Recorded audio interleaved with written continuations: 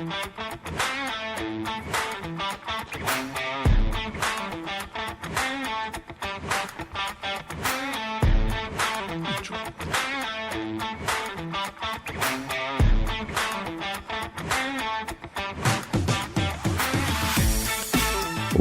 in, podcasters, to the Preferred Experience.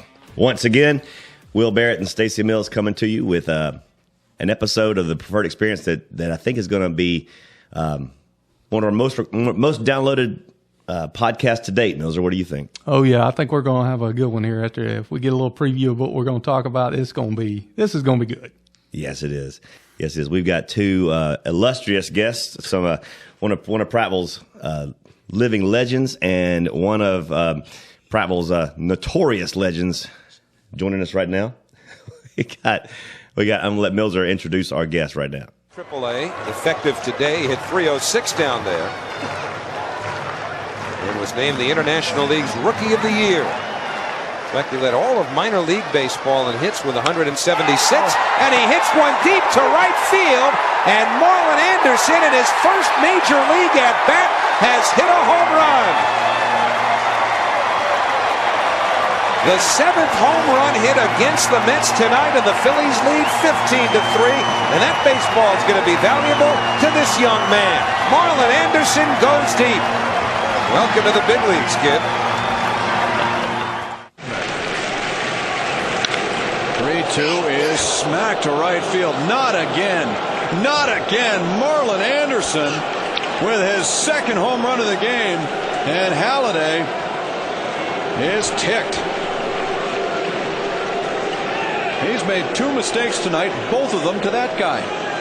This one was further than the first one. Now the pitch to Anderson. Fastball driven in the air toward right center field. Chasing back is Finley on the track. Reaches out, can't get it. Kicks it away. It's rolling toward the corner. Anderson around second on his way to third. Finley tracks it down. Anderson is being waved around. He's coming to the plate. The relay throw, he slides. Save! It's an inside the park home run, and it ties the game. Marlon Anderson with an inside-the-park home run. Jose Molina arguing the call. Mike Scioscia out as well.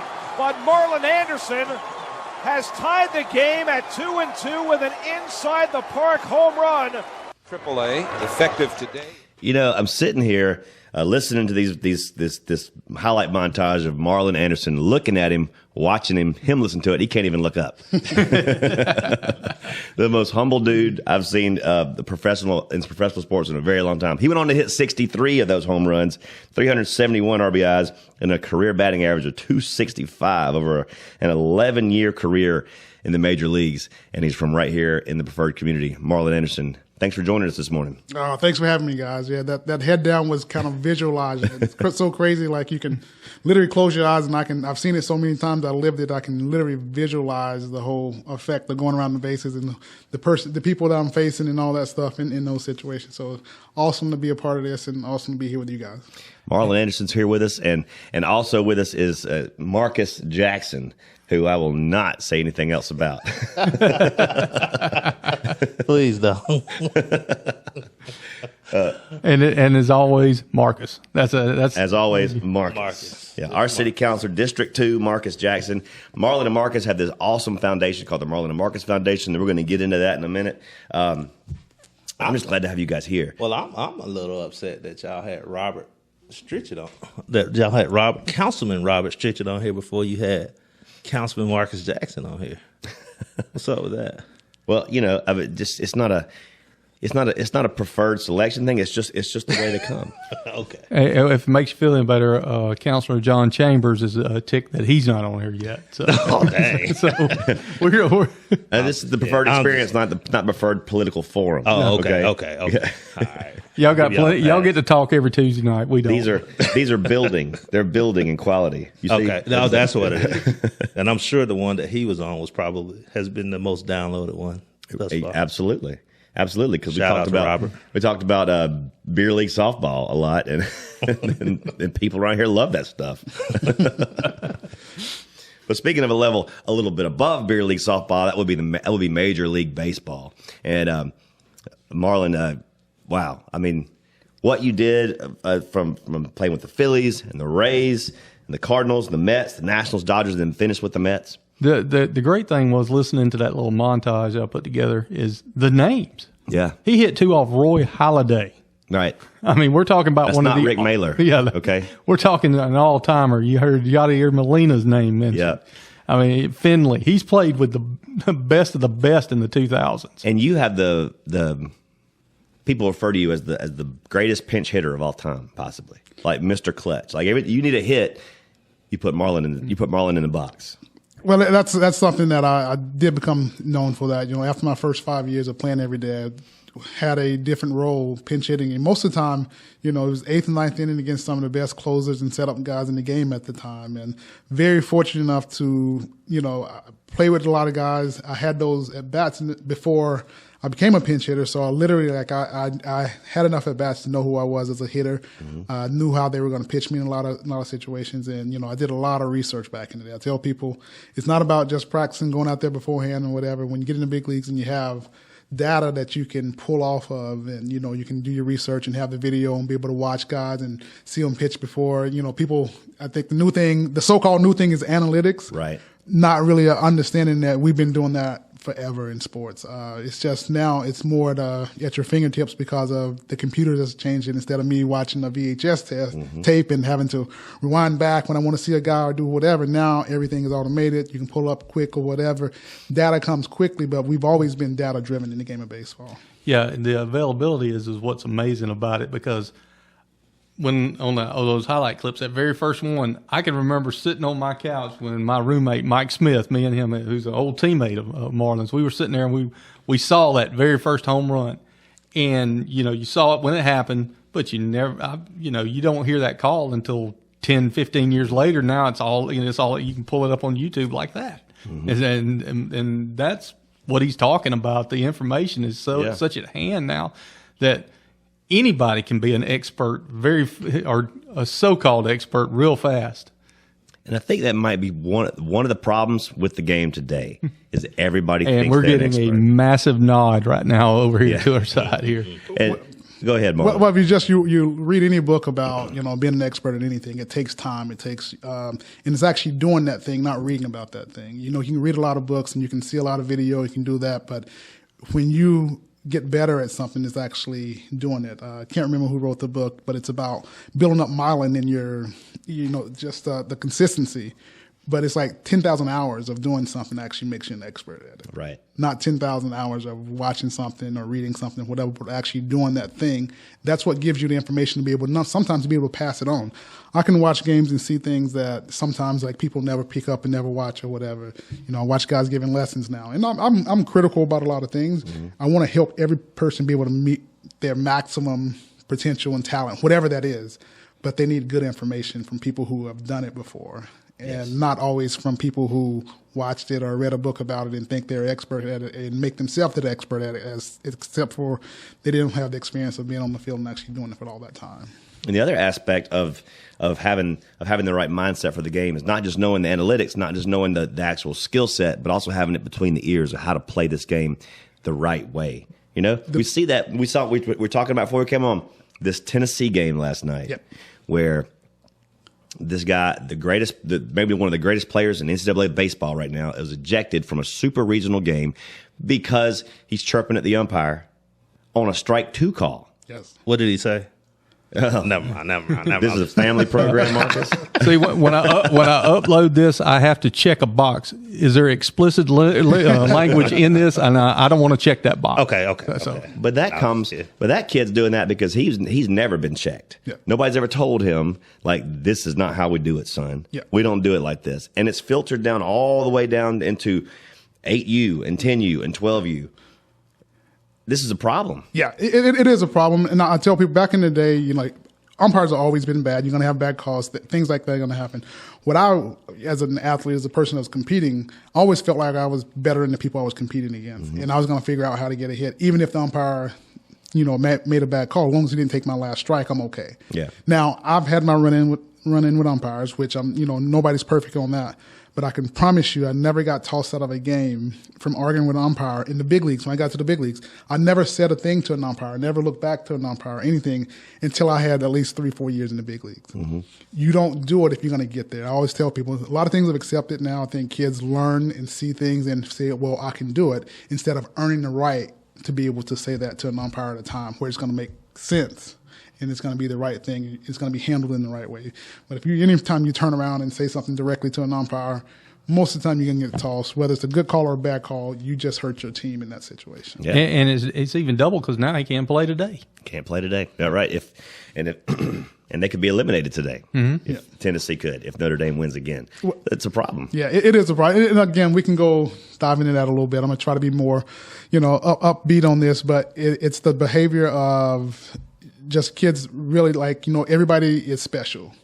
And, right. Instead of everybody being the team guy who's going to pick up the team, do the little things, be the guy that's not heard, but seen, doing all the right things.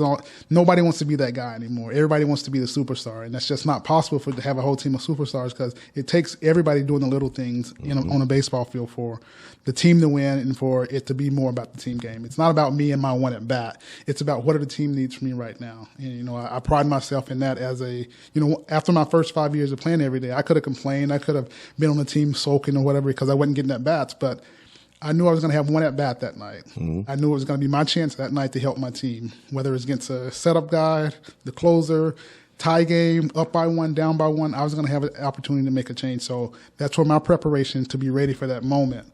And I think a lot of kids don't see the moment as trying to help the team. It's my moment to do whatever it is that I want to be able to shine and show everybody about myself. And I think that's what hurts a lot of sports, not just baseball. I think a lot of sports these days are hurt because people are trying to make their personal impact right now. Mm-hmm. So we see it in football too, in the high school level, where you've got 3 and 4 deep on the defensive line. You got nobody on the offense. Nobody wants to play offensive line because it's not a glory position, right? You're not making any big sticks. Yeah. And then the team struggles. The team suffers because we got all these defensive linemen, nobody on offensive line. Oh, and then if you try to move them, they quit. Oh, yeah. Mm-hmm. Well, that's what, I look back at my football days at Prattville High School. Coach Washington came in my freshman year, so my 3 years of high school, I had Coach Washington, Coach Gibbs, that crew that came in and, they changed the game. But Prattville is known for a lot of athletes, guys that play football. Like, I sat on the bench for 2 years. My senior year, I finally got a chance to play. But those first 2 years, I was running scout team. I'm running back. I'm getting beat up by the offense. I'm carrying dummies around. Like, I got these older guys, beating the heck out of me just by me doing my job and helping the team. But on Friday nights, when you win, we all win. That's right. And I think that concept is lost because it's not taught at an early age. Again, we give too many trophies out too early in life. I see people now with travel ball, and you see big rings on everybody's fingers from stuff they're getting. And it drives me nuts because you're setting the precedence that you're special at every single thing you do in life, and that's just not true. You earn the respect by doing things little by little, behind closed doors with nobody watching, with nobody seeing, and that's what actually makes you a better person and a superstar at whatever it is that you do. But social media, I think social media is driving that. Everyone's doing it for the likes and all that. So I have a problem with that too, just because of the social media effect. Yep. Because everyone wants to show I'm special and, look at me, look at this, whatever. And I just have a problem with it. Sports are humbling. You're going to fail. Baseball, if you only fail 70% of the time, you're an all-star, you're a Hall of Fame, you're whatever. Exactly. So you're going to fail. How do you handle failure decides how far you go. Well, your talent's going to decide that, but how you handle failure is going to decide whether you're going to be successful at whatever it is that you do. You said you hit on the rings. I don't understand the rings. Like the weekend tournament. 14, and I've seen kids 14 get rings World Series. for a 14 tournament. They get an 8-year-old wearing a ring after winning a 14 tournament. So by the time you're a sophomore in high school, ready to try out for the high school baseball team or the football team, go out for a sport, you've got a box full of these rings. No. So a state championship ring is just another ring in the box. And that's that's the prize, right? Well, that's where you have to get back to. Any time that a league is created so the parents can have their kids be successful at whatever, then you're going to have the people who are making those decisions those are not coaches that have been coaching their whole lives and built up the reputation of how to go about things, how to do things, trying to get the best out of the kids or whatever, begging kids to come play. Like, no, it's like you play because you want to play. Mm-hmm. It's not about the reward of number one, if I didn't win the championship, I don't want a ring anyways. Right. If I won a championship, it's not about the ring, it's about the bragging rights so I can be able to talk about, like, you know what, like I beat everybody in this tournament. Mm-hmm. Our team together, we did it together, we pulled together, we had adversity, we pulled through it, and we were the ones that win this. And we go to Pizza Hut or McDonald's or whatever, and you get a little food in you, everybody talk about it, and then you go about your way. Yeah. You try to do the same thing the next week or the next season or whenever it is that you're coming up. I got a little example. Back when in 2011, the last time Prattville won a state championship, Coach Dubose calls me into the office. He says, I need to get your ring size because I'm going to order you a ring. I said, no, you're not. He said, yes. He said, do you get a ring? I said, I just broadcasted the games. I don't deserve the ring. The kids that were out there every day sweating on the field and the coaches and the trainers, they deserve the rings. And that really bugged me that so many people thought they would deserve a ring from that state championship team because they were helping them. Right. It's like I told Coach DuBose, my job is to tell the story. My job isn't to be a part of the story. Yeah. And that comes back to what you're saying. Everybody feels like they deserved a ring, and it's the ones that put in the work that deserve it, not the support people. I mean, your reward ought to see the people that you're supporting being champions and winning. Happy. That's your reward is watching them do that. Yeah, seeing them be happy. Well, I think, we set people up for failure sometimes. Life is tough. We've all lived life for a long time. Life is tough or whatever, but we sometimes through sports we teach kids that you're going to reap the rewards from what you're doing, even if you're not really doing. I'm having to beg him to go to practice. I'm having to make sure that he does this. He does. I'm having to put out his clothes for him. Having to make sure that he goes to practice. Have to make sure that he's taking the extra swings. Have to make sure he's getting. And we're making them do all these things, and then when they get out on life by themselves, they're looking around trying to see who's going to help me do this now because I don't know how to do anything for myself. I've always had it handed to me. Yes. And you said something a minute ago that just really resonated with me. You talked about playing football through your senior year. Yep. You were an 11-year Major League Baseball player. Yep. You made it. Yep. Nowadays, if a kid thinks he's got a potential to play at the college level baseball, he's not going to play football. Well, I always tell people, look at stats, because stats have been around for a long time. And even big league teams right now, the GMs, the minor league coordinators, whatever, they are drafting kids that play two sports in high school, 2 and 3 sports. They don't want a guy who specializes in baseball. Now, they're having to take more guys because more guys are doing it, but they want the athlete that played basketball, that played football. All these different sports help you to be able to build different muscle memory. It helps you be able to be special at something, do something a little bit better. But when you don't do anything but focus on baseball, you end up seeing Dr. Andrews real quick and in a hurry because that you're overuse. That overuse. Yeah, you need the cross training. In high school baseball, I look back. And again, you can always look back at things, but again, Coach Gibbs and Coach Watson came in. We had an intense off-season workout program, and during that time, baseball came in the spring. Well, there was also spring football practice. That was weight room time. We were working on agilities and doing all these things. I was always my strongest at baseball season because I was doing all this stuff for football, and it helped me to elevate my game. It helped me to stay fresh all the time. It helped me to be quicker than I probably would have been otherwise. So it helped me to be a better athlete because I was always training my body in different ways for different sports. And again, it's just the coaches that were in my life at the time. So you're hearing it from not just a professional Major League Baseball player, but also a professional coach after following baseball and a professional broadcaster following baseball, and Marlon Anderson telling you, do not specialize. And do everything. Play as many sports as possible, as much as possible. And, there's even, you look at, I've been very fortunate in my time to be around a lot of great athletes, a lot of good two-way players, a lot of the best pitchers in the world, and I've played with them and had conversations with them and had dinner with them. Talking to CC Sabathia not long ago, and he wanted to be a hitter and whatever, but he hit. He played basketball. He did everything as a kid. You look back.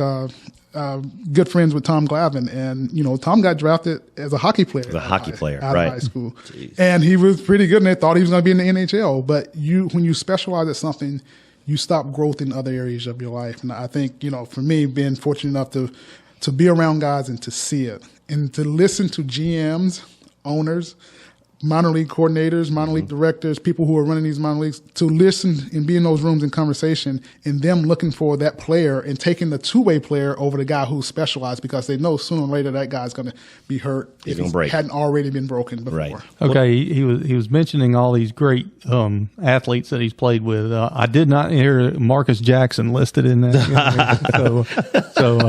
See, Marcus was the guy back in the day in Dixie Youth. They used to try to stack their team to try to beat me. They used to always try to stack their team. They would play with me one year, and then the next year they try to stack the team to be able to beat us. Well, I'm going to come back to that. What about CC Crawford? Carl Crawford. Yeah, he's one of the best athletes ever to play baseball ever. No doubt. Best athletes in anything. But he had a scholarship to play football at Nebraska. He had a baseball scholarship for University of Texas, and he had a basketball scholarship for UCLA. Good grief. Coming out of high school. Those were his options. And then he was a first-round pick by Tampa Bay coming out of high school. So, again, being athletic and doing multiple things, and that's what makes you valuable. That's what you see it across the board. You can see it across 100%. The board in any sport. I mean, probably one of the best quarterbacks that never played quarterback is Allen Iverson. Yeah. And one of the best shortstops too. I've had conversations when I was in Philly. He was there, whatever. He used to come to baseball games. He loved it, but he was a shortstop in high school. Wow. And he said he was a better shortstop than he was quarterback, and we know he was a better basketball player than any of them. So, and Tom Brady. I mean, he was going to be drafted playing baseball. Goodness gracious, and but yet, like you said, it's so ingrained in the kids today that you have to specialize. Yes. Yeah. When the examples are glaring otherwise. I always tell guys the toughest thing as a kid and as a parent when you're trying to help your kids in sports or whatever is you don't normally have access to big leaguers that have done it before. You don't have access to people who have been successful. You can't have those conversations. You can't talk to them. You don't have access to the GMs that are drafting people and all the different. You have conversations for people that are in a room somewhere that are talking about something that, and most of the time they don't know what it is they're talking about, and they're pretending to be experts when they really don't actually know anything about what really goes on. I think I found the other career that Marlon can add to his repertoire. He needs to be a motivational speaker. You got it, man.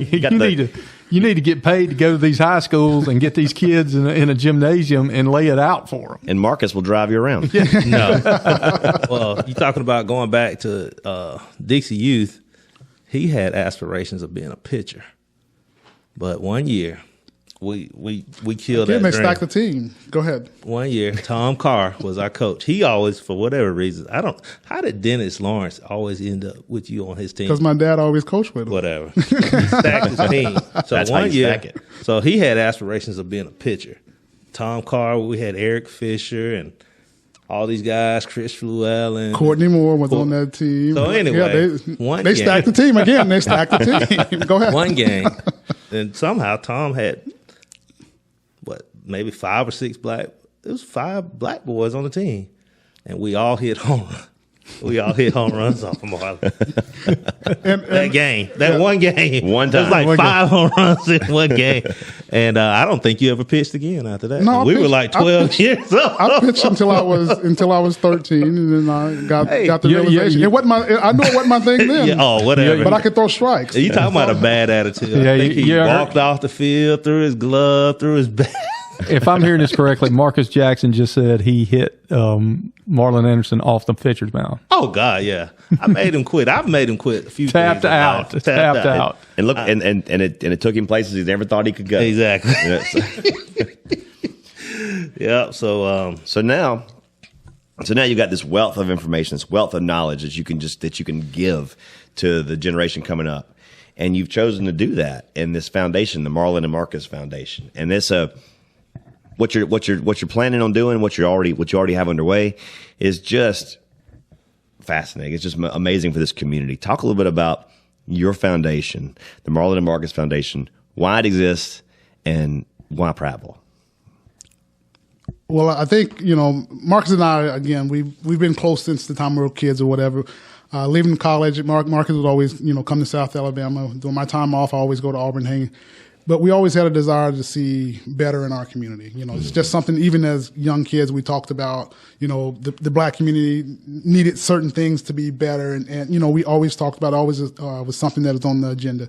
You know, we've talked about doing things when I was playing, and people were like, okay, in the middle of careers, you know, you're trying to specialize and be the best at something. The timing had never been right for it. You know, we've always grown up and, you know, been around, we hung out, but I never had the time to be able to spend here to do some of those things and to see some of those people. You know, Marcus was doing his thing. You know, the timing just wasn't right. And the right person wasn't right, because you have to do something like this with somebody you trust, somebody you want to spend time with, somebody that you enjoy being around, somebody that you have some of the same ideas with. So I think the timing of all of this, after the career was over, after I was done coaching, after I was, you know, playing, after I was done coaching, after I was, you know, actually being here in Prattville a little bit more and doing things here, the timing just seemed to be right for it. And, you know, I think Marcus being in the know, being on the council of the things that's going around, you know, seeing things that were not getting done that we needed in this community. I think that just kind of pulled everything together. You know, Marcus reached out to me, we talked about it, and it was taken more serious, I think, after we started talking about it in the last couple of years, that we actually could pull it together and be able to do it now. So giving back to our community, the people that raised us, the people that supported us, the people that, you know, made a safe space for us to be able to thrive in our lives. Sure. That's the community we want to make sure that we're a part of and able to give back to in a big way here in Prattville. Yeah, I think, you know, just looking, there's just a segment of the community that I think has been forgotten about, left out for so many years.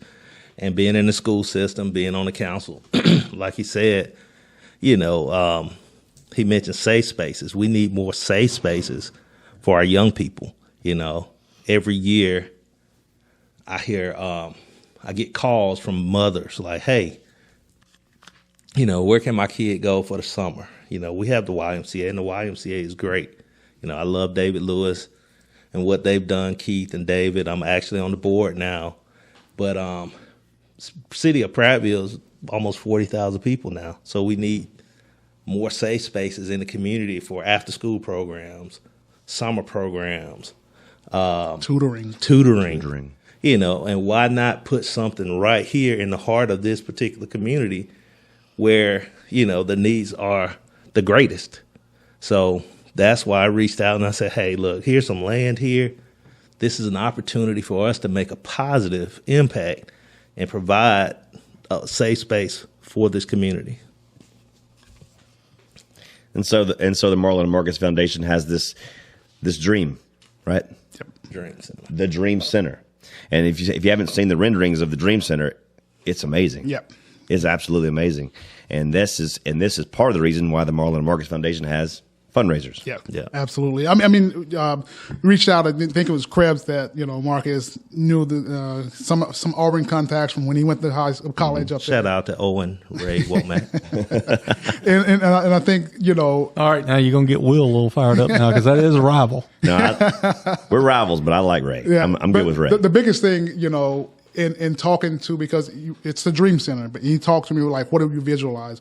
You know, one of the biggest things I've been able to do because of baseball, because of Major League Baseball, is to travel around the country. I played in a lot of major cities. I've done a lot of work in the community. I've done different events with Sharon Robinson, Jackie Robinson's daughter, with her program and the different things that she's doing. And I've learned a lot from people I've been fortunate enough to be around. So I've seen how people have done things. And one of the things for me is you reach for the stars. You know, right. When talking to Krebs, one of the things they asked, what do you envision? And I said, I want the building to be the premier building, not just in our community, but in the city of Prattville. I want people to pass by and then to see it, for them to walk in, to be like, this is something that's special. This is built for me. I want kids to be like, this is what you sold into me. And I did. I went above and beyond on how I wanted to look, you know, what you wanted to see, you wanted to be. And they did a great job of pulling that dream together through conversations and through talking with that. So for me, that's why it is the way it is, because I dreamed, I've seen, I've looked, and I just wanted to be the best thing for our community that you can ever think about. And he did, you know, because I had talked to Will a little bit about it for a while, and what they ended up with on paper, wasn't close to what I talked to you about. I was like, hey, man, it was like a little aluminum building. You're talking about a gym, and then the next thing you know, you got this center, and it's like, whoa. Yeah. This is supposed to be in downtown Philadelphia. Yeah. I'm very conservative by nature, so I'm just like, hey, we can get this little gym and, whatever. Next thing you know, I get to talking to him, and he's like, hey, man, it needs to be like this, it needs to be that, and next thing you know, it's a multi-million-dollar facility. And I'm like, geez. And that's been part of the growing pains of this city.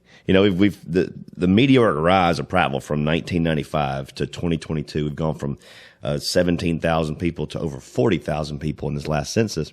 The metropolitan area of Prattville.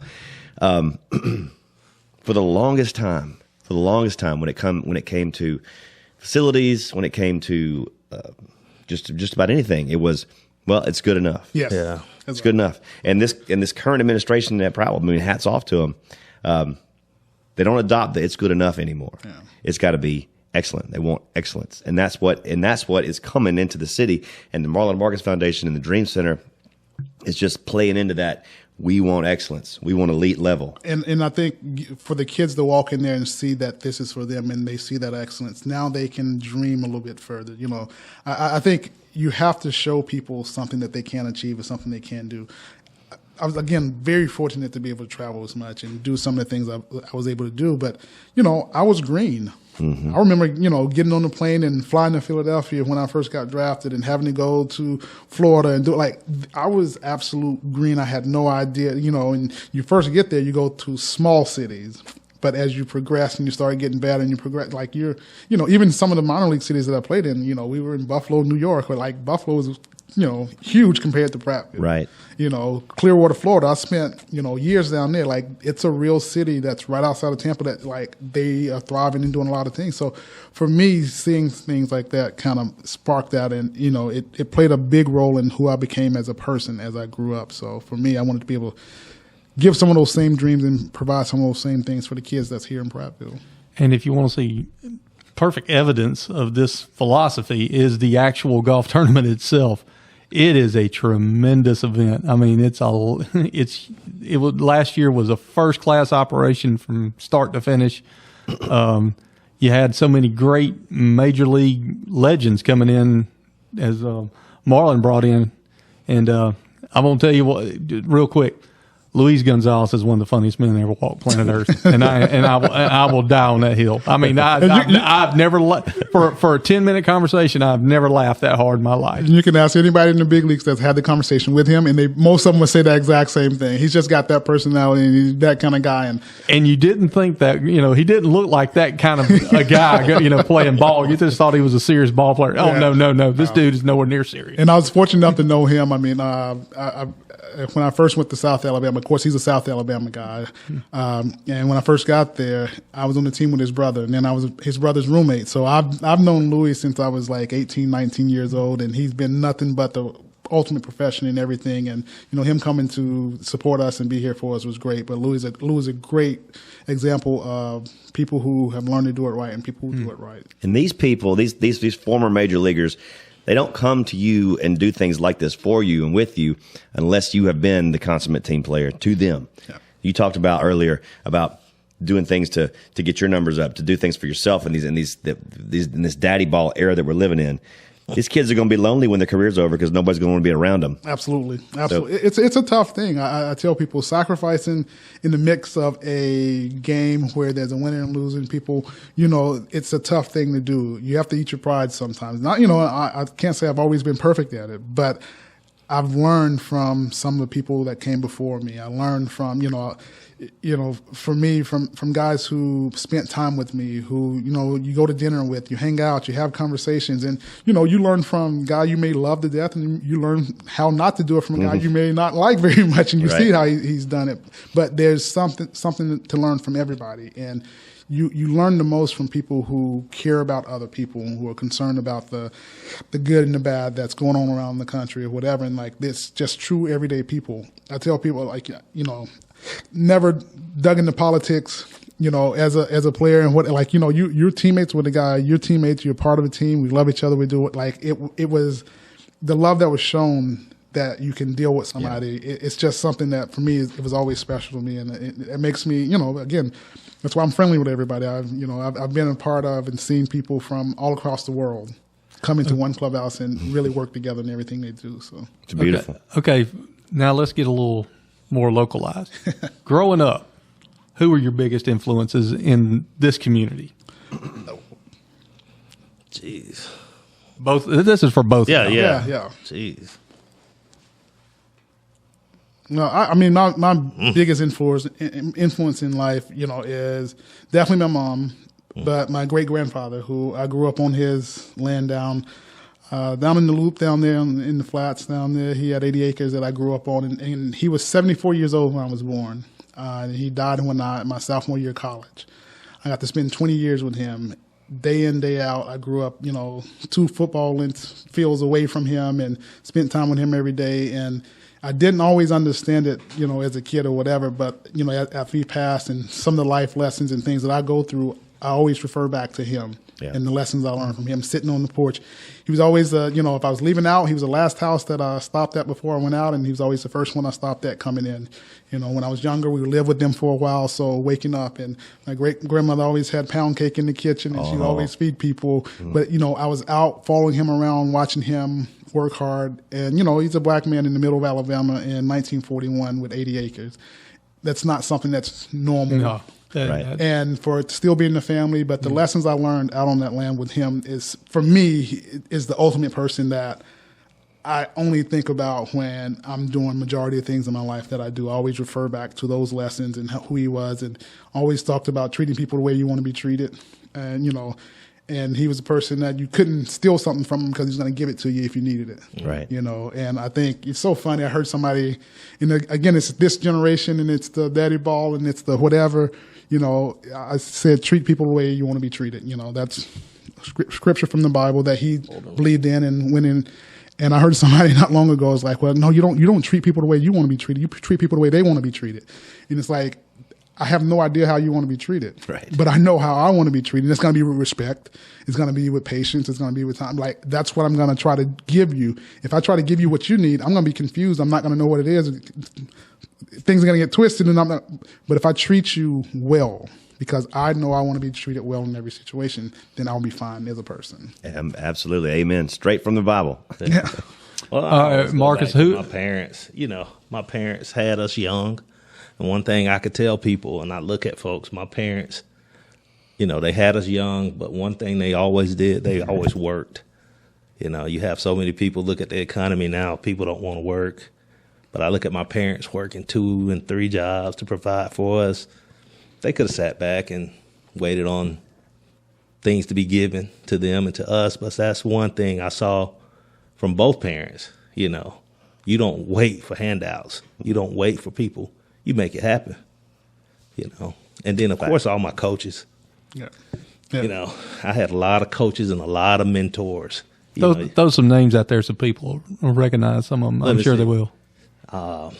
We go back to like Tom Carr and, even Dennis Lawrence and Rayburn Fisher, Coach Boyd.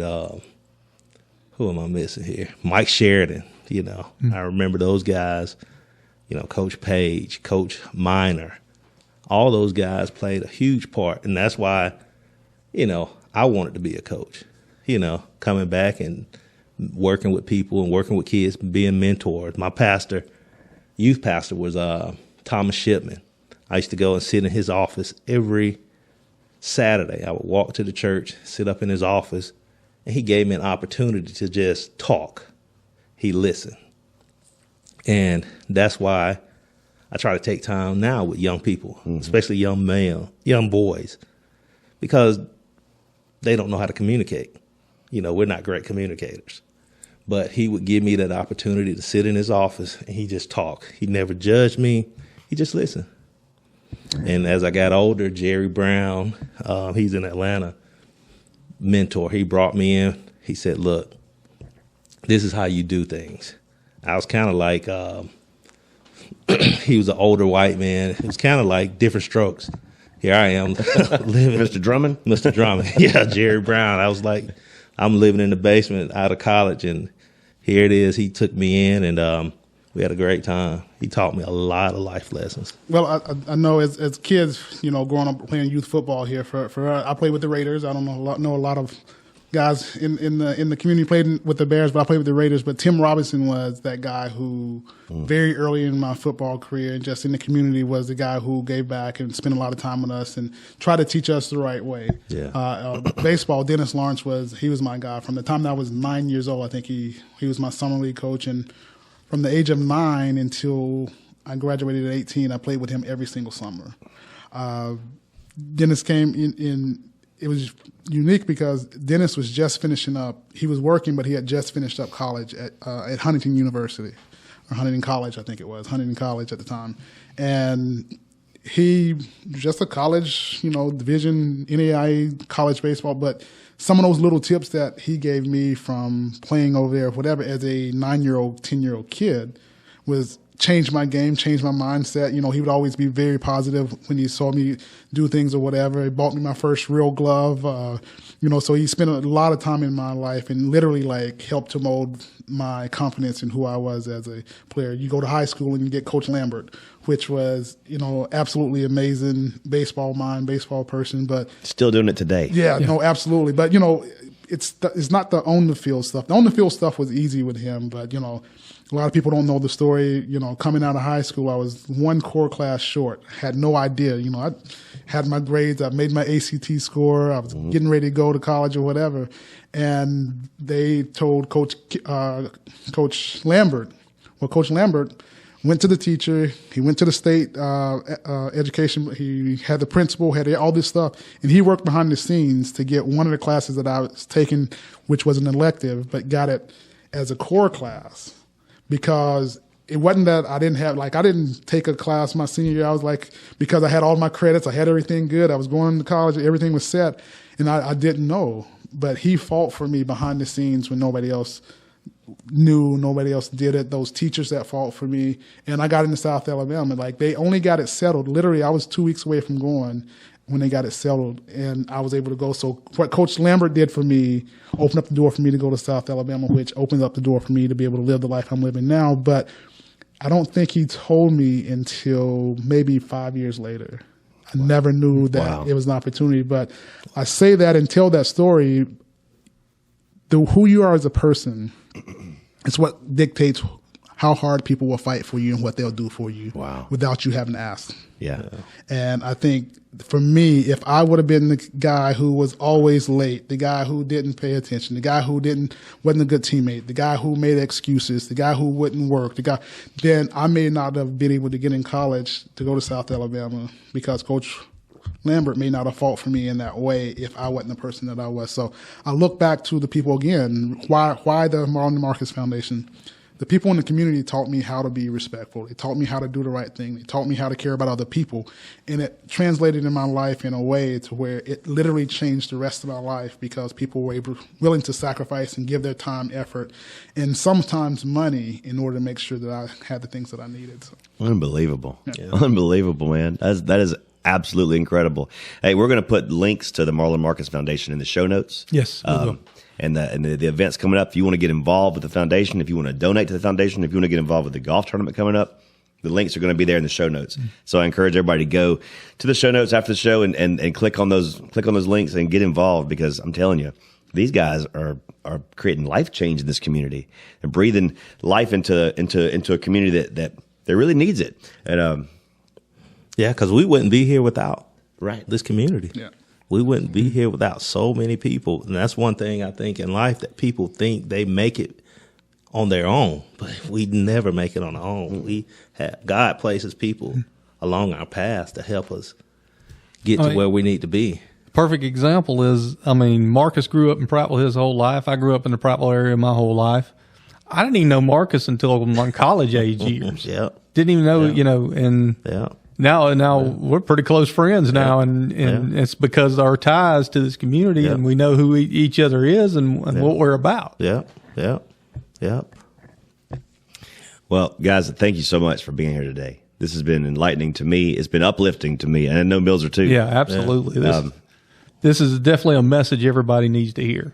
I'd always heard about the great Marlon Anderson, but never really got a chance to sit down and talk to you. And this has been just, I needed this today, man. Thanks a lot. That's awesome. Thanks for having it again. Like when you've been given so much, and again, this community has helped me, and I always try to represent it in the right way, and I always try to, talk to people about Prattville, and me being able to bring my former teammates back to this community to show people, number one, that they're worthy of having good things in their presence. Yes. Things happen to them. For me, that's one of the biggest things that I get out of this golf tournament. And the money we raise is great. The things we're doing is great. But being able to show that, you've raised me the right way, this community, I want to give back and try to, give these kids something to put that can show them that things outside of their sight is, obtainable if you go about it the right way. Absolutely. Well, we're getting close to that time, I think. Another gentleman I think y'all two know very well, and his little segment and contribute and the contribution he makes to the show. And before we go any further, I want to clarify: I did not throw a chair through the wall at Paul Brown Stadium in Cincinnati, Ohio. I threw a chair; it just didn't go through the wall. This is a section we like to call Poetic Justice with Chip Powell. Love it. And we're going to go to that. Go to that right now, and I'm sorry you guys have to hear this. Welcome back to another exhilarating episode of Poetic Justice with your host, Chip Powell. I will have to say two things. I was late last week. I went too long, but when you love poetry like I do, sometimes you do that. I was going to announce my co-host. He couldn't make it this week. He's actually at a poetic conference down in Florida this weekend, so maybe he'll come back with some new ideas. But today's poem comes from the poetic mastermind Robert Frost, another 20th century poet. Today's Fire and Ice. I'll go ahead and I'll break this down because it's a very short poem. But some say the world will end in fire. Some say in ice. From what I've tasted of desire, I hold with those who favor fire. But I've had to perish twice. I think I know enough of hate to say that for destruction ice is also great and would suffice. Wow. It's so deep. It's so deep that most of y'all in my audience don't have a clue what this means, so I'm going to explain it to you. He wrote this right after World War I, obviously a very short poem. And to break it down in my terms, Robert's just saying, all right, man, the world's going to end tomorrow, man. How are we going out, fire or ice? I mean, which one you reckon? And he breaks it down a little bit more than that, but that's how I break it down. I mean, he just says the world's going to be destroyed someday.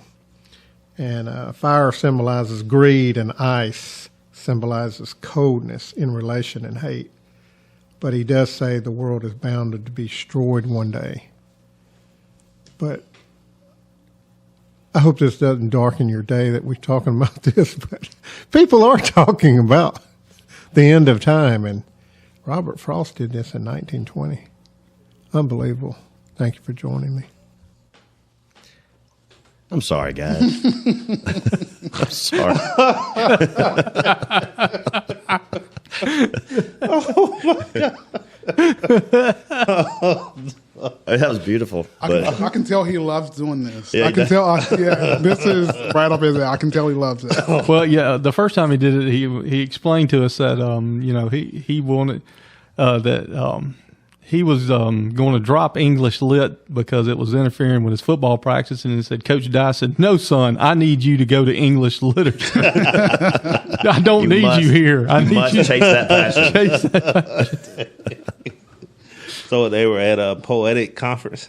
Yeah, his co-host couldn't make it this week. He's going to have a regular that's going to, and we're going to leave that one a surprise. Everybody, it will be a delight for everybody. I don't even know who it is. You don't know who it is, but trust me, you will. You don't want to know. The anonymous co-host.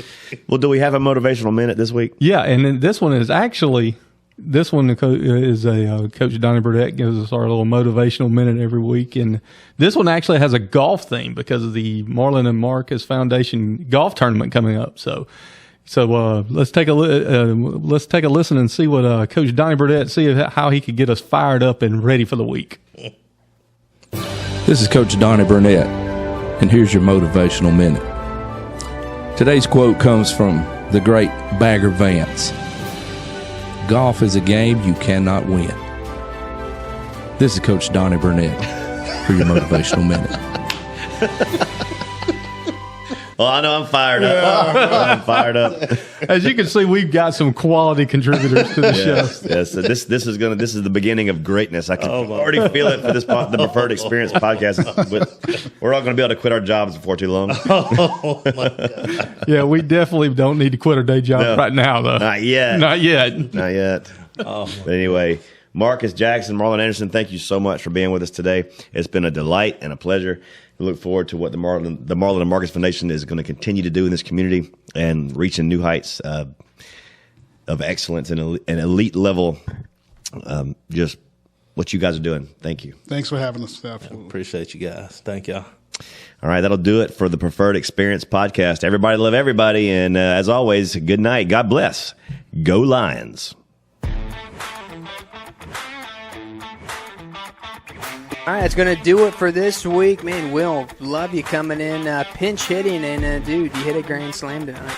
Well, expect nothing less from me, Daryl. I'm the best.